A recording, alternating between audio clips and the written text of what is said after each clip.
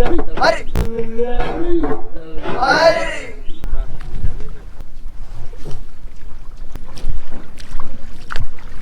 Morning viewer, good morning from Niladri.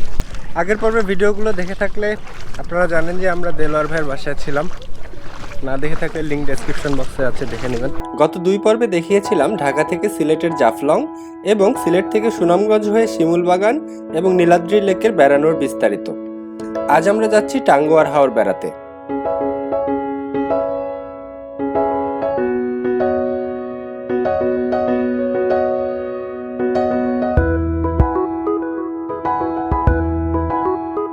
বাজারে গিয়ে নাস্তা করে এখন আমরা যাচ্ছি বোটে উঠব।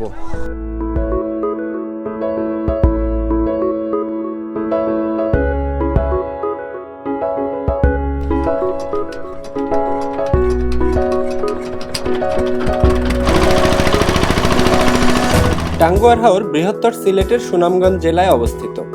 স্থানীয়দের কাছে হাওরটি 9 কুড়ি কান্দার 6 কুড়ি বিল নামেও পরিচিত। সুনামগঞ্জের তাহিরপুর এবং ধর্মপাশা উপজেলার মোট 10টি মৌজা জুড়ে এই হাওরটি বিস্তৃত। 120টি ছোট বড় বিল রয়েছে এই হাওরে। আর বর্ষাকালে এই দুটি উপজেলার হাওরবর্তী 46টি গ্রাম সহ টাঙ্গুয়ার হাওরের মোট আয়তন দাঁড়ায় প্রায় 100 বর্গ কিলোমিটার।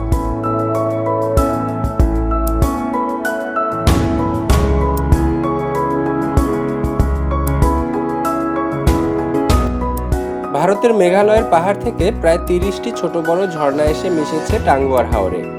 আর প্রতি বছর বর্ষাকালে হাওরগুলো পাহাড়ি জলস্রোত আর বৃষ্টির জলে কানায় কানায় ভরে উঠে নিস্তরঙ্গ সমুদ্রের আকার নেয়। তারপর 7 মাস থই থই পানিতে ডুবে থাকে। কিন্তু শীত ও গ্রীষ্মে হাওরের পানি শুকিয়ে যায়, তখন সেটা আদিগন্ত ধুধু প্রান্তর। হাওরের বিলগুলোর পাড় জেগে ওঠে, কিছু পানি জমে থাকে বিলগুলোতে। স্থানীয়রা যাকে বলে কান্দা। এসব বিলে থাকে নানা জাতের প্রচুর মাছ। একসময় এই বিলগুলোর পানিও উড়ে যায়। বিস্তীর্ণ মাঠ তখন ছেয়ে যায় সবুজ ঘাসের গালিচায়। বর্ষার সমুদ্র সমান হাওর তখন পরিণত হয় গবাদি পশুর চরণভূমিতে। হাওরের মাঝে মাঝে বিচ্ছিন্ন দ্বীপের মতো দেখতে যেসব গ্রাম, সেগুলো তখন মাথা তোলে। কৃষকেরা বন্যার পলি পড়া উর্বর জমিতে ফসল ফলায় রবি শস্য আর বোরো ধান। এত বিশাল জলরাশি দেখে বিশ্বাসই হয় না যে শুকনো মৌসুমে এগুলো সব শুকিয়ে যায়। এখানে মানুষজন চাষাবাদ করে। আর একটা সমস্যা হয়েছে যে ড্রোন সামহাও আনা হয় নাই। আদারওয়াইজ হয়তো কিছু ভালো ড্রোন শট দেখতে পাচ্ছেন। ব্যাড লাক আর কি আমার এবং আপনাদের। আর এখানে ছেলে পেলে দারুণ এনজয় করতেছে।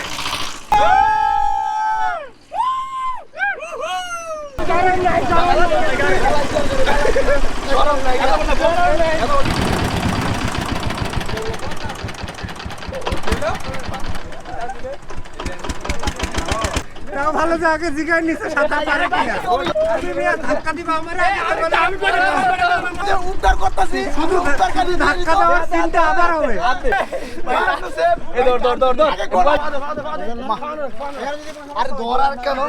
টাঙ্গুয়ার হাওর মাছ, পাখি এবং উদ্ভিদের পরস্পর নির্ভরশীল এক অনন্য ইকোসিস্টেম। এ হাওর শুধু একটি জলমহাল বা মাছ প্রতিপালন, সংরক্ষণ ও আহরণের স্থানই নয়, এটি একটি মাদার ফিশারি। 200 প্রজাতিরও বেশি গাছপালা রয়েছে এই প্রতিবেশ অঞ্চলে। বর্তমানে এই হাওরে রয়েছে ছোট বড় 208 প্রজাতির পাখি, 11 প্রজাতির উভচর প্রাণী, 34 প্রজাতির সরীসৃপ এবং 21 প্রজাতির সাপ। শীত মৌসুমে ব্যাপক পাখির আগমন ও অবস্থানে মুখরিত হয় টাঙ্গুয়ার হাওর। স্থানীয় জাতের পাখি পানকৌড়ি, কালেম, বৈদর, ডাহুক, নানা রকম বালিহাঁস ছাড়াও বিলুপ্তপ্রায় প্যালাসেস ঈগল, শকুন এবং বিপুল সংখ্যক অতিথি পাখি চলে আসে এই জায়গায়। সাধারণ হিসাবে বিগত শীত মৌসুমের প্রতিটিতে 20 থেকে 25 লক্ষ পাখি টাঙ্গুয়ার হাওরে ছিল বলে অনুমান করা হয়। কোনো কোনো স্থানে কিলোমিটারের বেশি এলাকা জুড়ে শুধু পাখি ভেসে থাকতে দেখা যায়। তবে মাছের অভয়াশ্রম হিসাবে এর গুরুত্ব সবচেয়ে বেশি।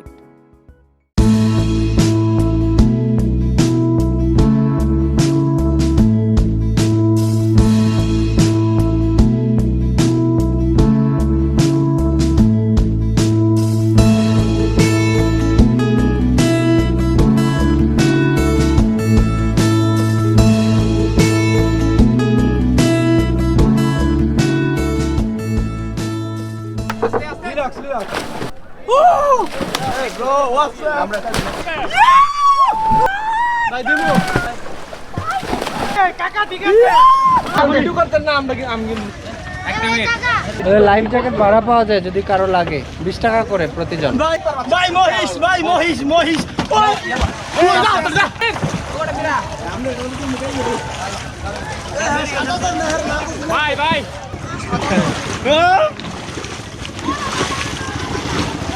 গাইজ, ওয়াচ টাওয়ারে ভরপুর চিল করে আমরা এখন আবার ফিরে যাচ্ছি টেকেরহাটে। এক্সপিরিয়েন্সটা সত্যি অসাধারণ ছিল। পানি অনেক ডিপ, যদি সাঁতার না জানেন বা যদি জানেনও তারপরেও লাইফ জ্যাকেট ভাড়া নিয়ে নেওয়া আমি রেকমেন্ড করব। কারণ যদি একটু বেশি সময় ভিজতে চান তাহলে এক্সস্টেড হয়ে যাবেন লাইফ জ্যাকেট না থাকলে।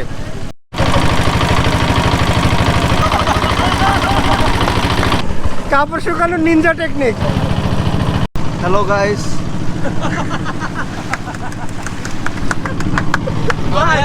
এইটা ভাই জোস, ভাই এটা ভাই জোস ছিল ভাই, বিশ্বাস করেন। ভাই দাঁড়ান, একটু প্র্যাকটিস করলে দাঁড়ান। হাই গাইস, আমি তানজিম travel.channel থেকে আজকে আমরা লাইভে আসলাম। লাইভ না তো ভাই, এটা ভিডিও না। আচ্ছা পরে যা, তুই পরে যা, রিল্যাক্স। এখানে আছে আমার বন্ধু, ঠিক আছে? ওর নাম হচ্ছে কিন্তু কাড্ডা, ওর বাবার নাম কাড্ডা, ওর নাম নবস্য। তুমি কিছু বলো। তুমি কিছু বলো। আমি কিছু বলবো না, আমার ভিডিওটা পাইলে। আচ্ছা, সবচেয়ে বড় হচ্ছে রাতুল, ঠিক আছে? ওর নাম কিন্তু আসলে পায়। এই যে এখন যে ছেলেটা কথা বলছে, এই ছেলের ব্লগটা বাইরে হইব না, অযথাই কথা কইছে। হ্যাঁ, বেকার খাটনি করছে, বুঝছেন? মানে ক্যামেরাটা ভাইয়া মনে করছে হ্যাঁ 1 মিলিয়ন চ্যানেলের সাবস্ক্রাইবার একটা ইউটিউবার হয়ে গেছে, মানে এরকম একটা ফিলিংস, বুঝছেন? কিন্তু শাহেদ ভাই সব কিছু জ্বালা যন্ত্রণা করে, বুঝছেন? টাইম দেয় 6:30, আমরা রওনা দেয় 7টায়, তাহলে এগুলো কি হবে আপনি বলেন? আর গাইস আপনারা আসেন, আমাকে আমি গাইস হবে না, গাইস ক্লাস করতে আধা ঘন্টা দেরি হয় আমার। গাইস সবাই এই ইউটিউব চ্যানেলটাকে সাবস্ক্রাইব করে দিবেন, কারণ কি এমন মজার মজার আরো ব্লগ পাবেন, ঠিক আছে? সেই জন্য ধন্যবাদ। আরেকটু ইমন মজার ব্লগ পাওয়ার আগে ইমন পোলারে দেখতে পারবেন বারে এই চ্যানেল সাবস্ক্রাইব করলে।